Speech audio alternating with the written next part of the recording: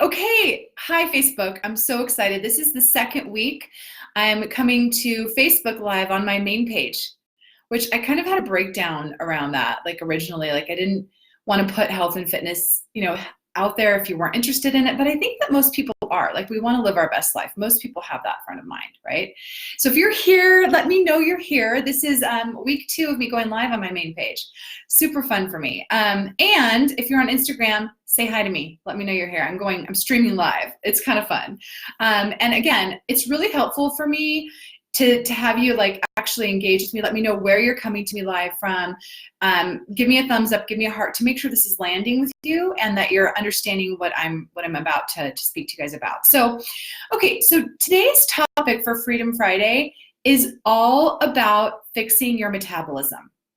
So we talked about this last week, and I'm calling this part 2, because last week I had so much feedback from you guys that you wanted to hear more about some tips on how to, increase your metabolic rate, how to start burning more fat, how to maybe kind of rebound from, maybe years of yo-yo dieting, because it's really harmful. Right? Years of yo-yo dieting is really harmful to our metabolic processes. So I wanted to ensure that I was giving you valuable content. So I'm following this up with part 2 today. So I'm hoping that you guys are excited to hear about this as much as I'm excited to share it with you. So please let me know and stay here with me and let me know if there's things that are landing with you. So we're going to go through, 3, 4, maybe 5 if we can get to it in the amount of time I usually allocate for these things. Tips that you can start to implement in order to increase your metabolic rate and really get some results, right? Because yo-yo dieting is super damaging to our metabolism. And the way I explained it last time is when we're dieting, and the first time we diet, the ball bounces and it rebounds quickly, right? But the second time, the ball bounces a little lower, and the third time, a little lower yet. So our metabolism can't keep up. And if we're on this yo-yo diet train most of our life, our metabolism starts to slow down, especially as we get older. And so I want to kind of share with you some more tips. You guys ready? Hi, Jenny. Hi, love you. That's one of my best friends of all time is watching right now. I'm excited to see you here. Good morning. So we're going to start, and I have some notes. So if I'm looking down, I just want to make sure I hit all the topics and I'm really give you guys great content. So we're going to get started. You guys ready? You might want to take notes, but again, you can always reach out to me and ask questions after this. I'm going to share some really cool information with you guys today. All right, so let's just dive in. So number 1, this is going to be counterintuitive. Hi, Nina. This is going to be counterintuitive to what you might be hearing from, like, again, the universals. Because remember, uniform recommendations equal uniformly bad results. If you're taking uniform advice from the diet industry or culture, please, you're getting wrong information, right? It's just not going to work. So we're going to dial this in because a lot of people think, okay, if I need to lose weight, I need to go harder at the gym. I need to hit it harder. You guys, this is totally it's just bad information. I was going to say something nicer, but it's just shitty information, to be honest. That's not the way that you kind of combat a weight loss situation. So let's put it to you this way. Have you guys ever seen those people at the gym that are at the gym every day and they're on the treadmill and their body never changes? Or maybe that's you. Maybe that's you. Maybe you're at the gym and you're working your tail off and nothing is changing. Your body is not changing at all. Hi, Nina. Hi, Chad. Not happening. Maybe you see people at the gym like this. Maybe this is you. I'm not sure. But there is a reason for this. So cardiovascular exercise is great. And we talked about this in my fitness series. But when you guys are hitting it hard at the gym every day, it's really keeping your adrenaline high, your epinephrine high, and your cortisol high. So that hormonal axis is what we've talked about in my hormone series also, right? So if you can actually modulate that and take a break from the gym, right? If you can actually modulate that and take a break from the high intensity interval training where you're really increasing that adrenaline and epinephrine, spiking your cortisol day after day, that's going to really support you. So a lot of times this shows up as belly fat. So when your cortisol levels are high, your adrenaline is high, it shows up as body fat, right? So we don't want to do that. So what we want to do is we want to take a break from the high intensity interval training, and we really want to just maybe take a couple weeks to just do some really intense strength training. Okay, so you're keeping that adrenaline lower, the epinephrine lower, the cortisol lower, and you're really starting to build more muscle. Because sometimes when your body is taxed at the gym and you're doing workouts like CrossFit workouts all the time, Nothing is CrossFit. You guys get to do what works best for you. But when you're doing that all the time and your body is taxed, it can't actually repair properly, and you can't actually build more muscle, which can support your metabolism long term. So tip number one, if you're feeling like you're at a plateau and you want to give your body a break, you want to make sure your adrenal fatigue is not heightened. You want to really take that down, okay? Hi, Justin. Good morning. So we're going to talk about that. So next part is really take a break from the gym with your high intensity and really go into more strength training, okay? The next thing we're going to talk about is caffeine. So I'm not a fan of telling you to stop taking caffeine. I think caffeine has really great benefits for your body, for your fat loss. And so, hi guys, thanks for saying hi. But what I want to tell you guys is there's this thing called the hypothalamus pituitary adrenaline axis. So kind of sciencey there. But what happens is when that's triggered and your body's getting excess amounts of caffeine, it actually increases the hypothalamus to the pituitary to produce more adrenaline. And that access can be a negative feedback, right? It can be totally negative feedback. So I'm not telling you to take caffeine out, but what I am encouraging you to do is just lessen it. So if your caffeine's really high all the time, that epinephrine and that caffeine can really target that, okay? So, and increase it. So what we want to do is we just want to bring it back a little bit. And so the way that I do that is I've got my coffee next to me right now, but I'm going to drink 1 cup of coffee, right? And then I'm going to probably shift to a cup of green tea before I have my first meal of the day, okay? So the caffeine in the green tea, right? The caffeine in the green tea is a little less than the coffee, and it's going to, instead of me having like 2 or 3 cups of coffee, it's going to take that down a little bit. So I still get that energy spike, I still get that antioxidant effect, I still get that shift in my metabolism, but it doesn't overtax it. So if you guys are drinking over, 8 or 10 ounces of actual good coffee a day, you might be considering just taking that back a little bit, okay? If you're kind of at a stall with your metabolism. All right, so that's number 2. Number 3 I want to talk to you guys about is protein. All right, so there's tons of studies out there about protein, but one of the main studies that I love following is a study that took 2 different groups of people, and they actually increased their calories. One increased their calories kind of all with their macronutrients, meaning carbohydrates, fat, and protein, and the other one just increased their calories with protein. Well, they increased them by a lot, like upwards of 800 to 900 calories per day. Now, both groups gained weight. However, the group that just increased their protein gained muscle, not fat. So it increased their actual body composition. Isn't that crazy? So the reason why, and the science behind it, is when you have a gram of protein compared to a gram of carbohydrate or other macronutrient, what actually happens is your body has to work 25% more to metabolize that protein molecule. So remember, the food is molecules that give our body signals, right? So the food that we take in, it comes into our body and it acts as molecular information to give our cells information on how to hormonally respond. That's all it is. Food is just an actual signal to our cells. We have to remember that. Okay, so when we're signaling our body with protein, it actually signals our body to build more muscle, which increases our metabolic rate over time. But it actually takes our body more energy, burning more calories, to break down that protein in our metabolism. Isn't that crazy? So when we're eating protein, we're actually increasing our metabolism. So when you're looking at increasing and changing and shifting your metabolism, if you're in a rut or if you're at a plateau. Hi, Gloria. Good morning. Hi, Janelle. Hi, guys. Thanks for being here. You really want to make sure that you're using protein first. So when I'm talking to people about shifting their metabolism, losing body fat, focus on the protein, you guys. And you know me, I'm really particular about protein. Like, it's got to be from a good source. So the where you get your protein is just as important as how much you eat.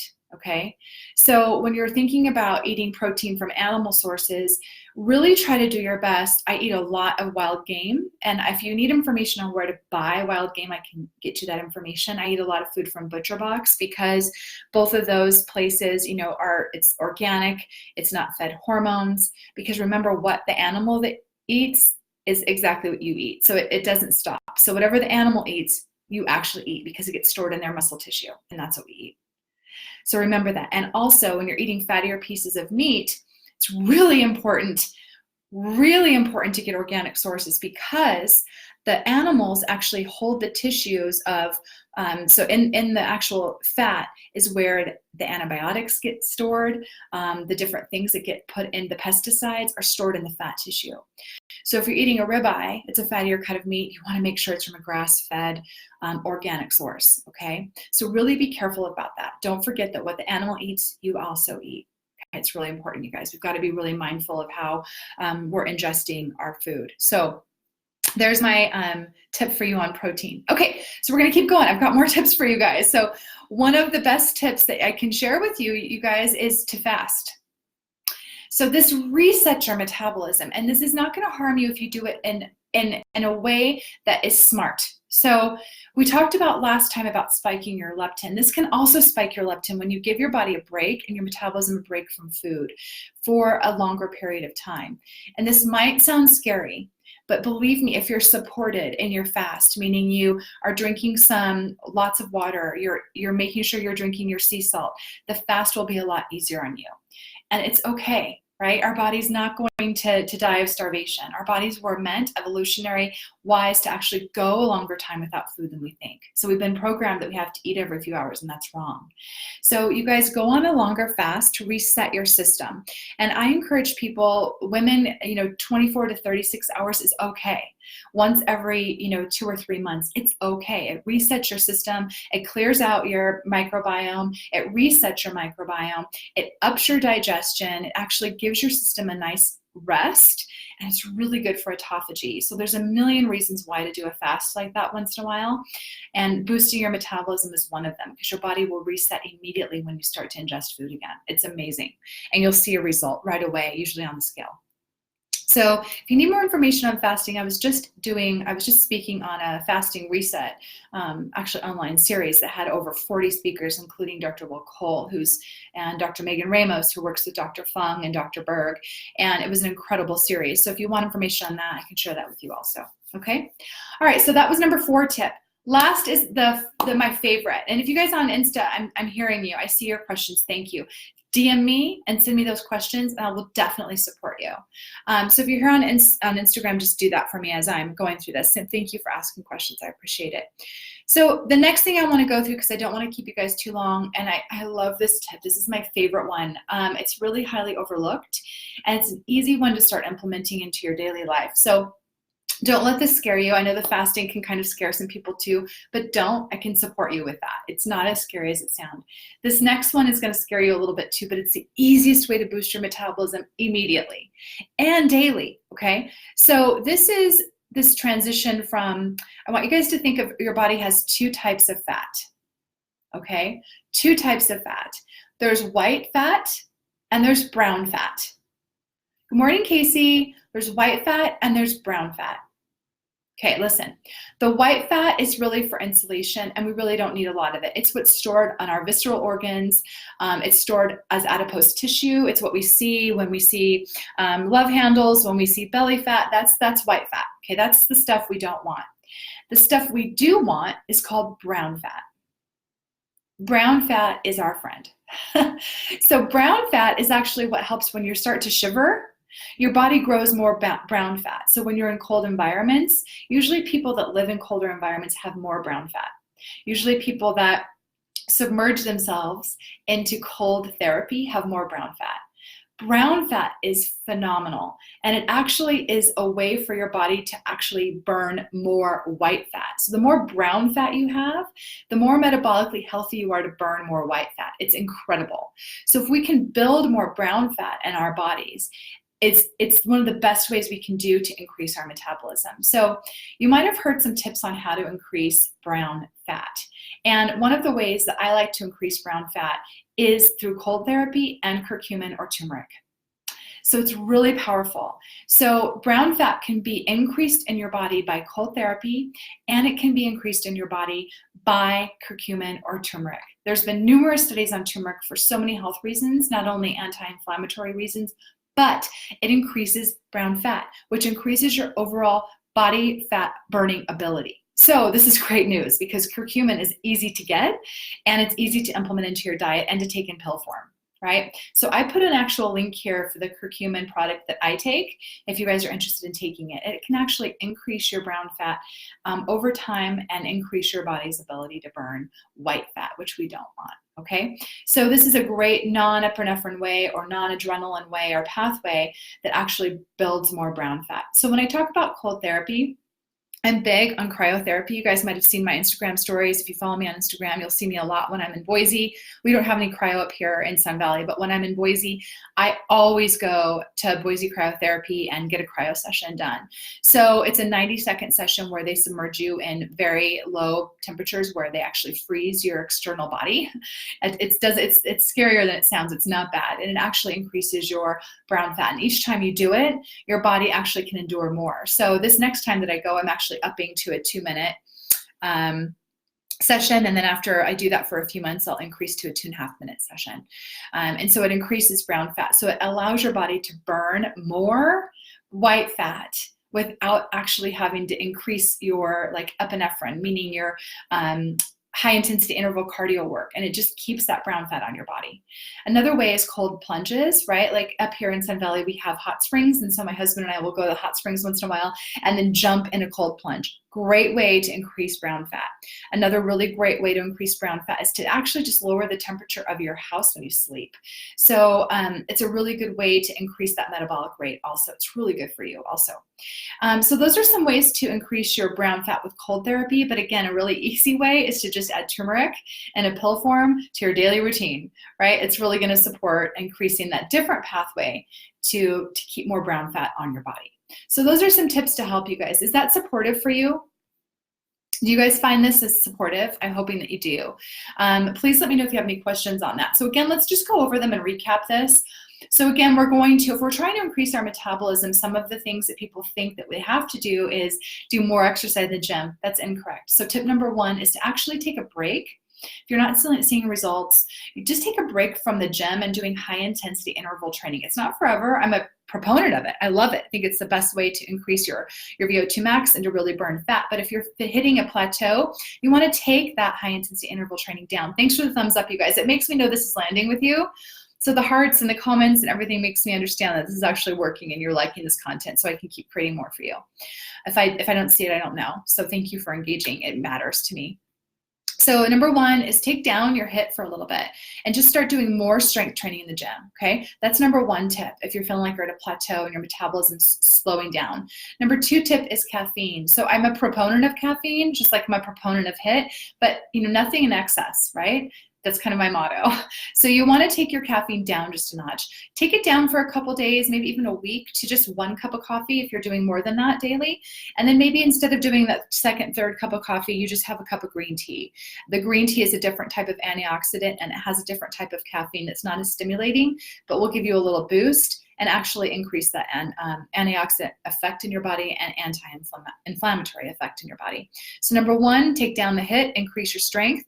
Number 2, take down the caffeine and maybe do a cup of green tea instead. Number 3, protein. Protein is your friend, ladies.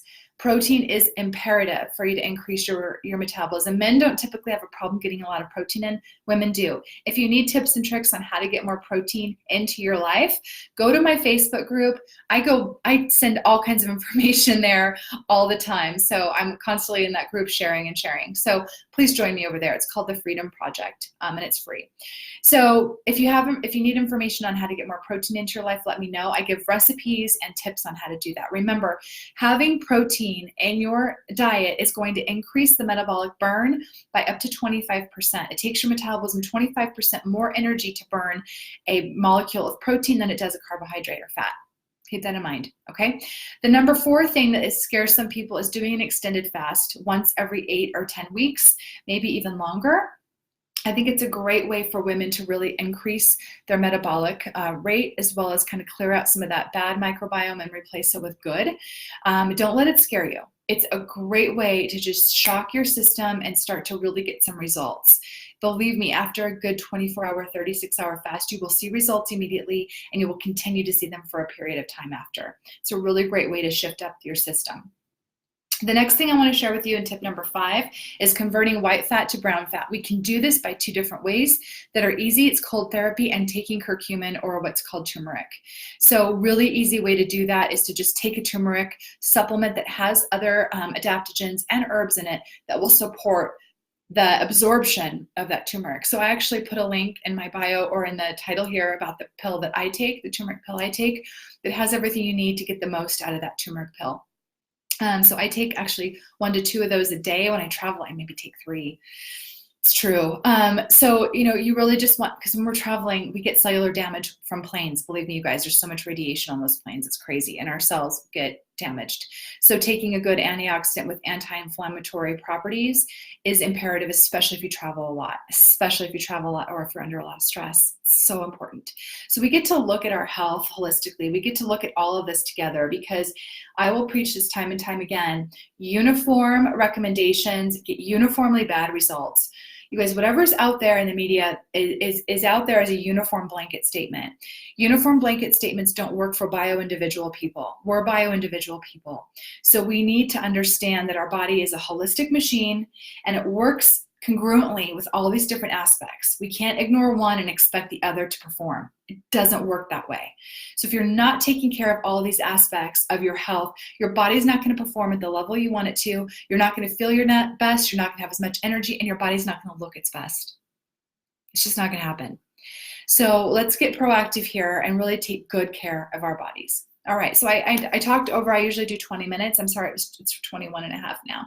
So I'll let you go. But if you guys have questions on anything I talked about today, I'm here to support you. And if you want to go over to my Facebook group, it's the Freedom Project. It's free. You can join. I go live there all the time. I send tons of information there. That's where I hang out. And if you have questions on these specific topics, please send me a private message. Please send me a DM on Instagram. I know there's been a lot of questions here, so just send me a DM if I didn't answer them. And if you have questions on that product that I posted, I think it's a really great product. And if you want to grab it, the link's there in the bio for you. And again, you guys, thank you for being here. I appreciate you all. And I am super excited to continue to do this every Friday. So if there's topics you want to hear about, share them with me. I'm open. I'm here to serve. So this is my jams. I eat, breathe, sleep, and dream about this stuff. It's what I've been doing for the last 15 years, and I'll never stop. So it's not a phase. It's my life. It's what I spend my time researching and educating myself on, and I take it very seriously. So please take your health seriously. You get one body, and we get one life, and life is now. There's not a second shot. So take good care of it. All right, you guys, till next time. Mwah. Bye.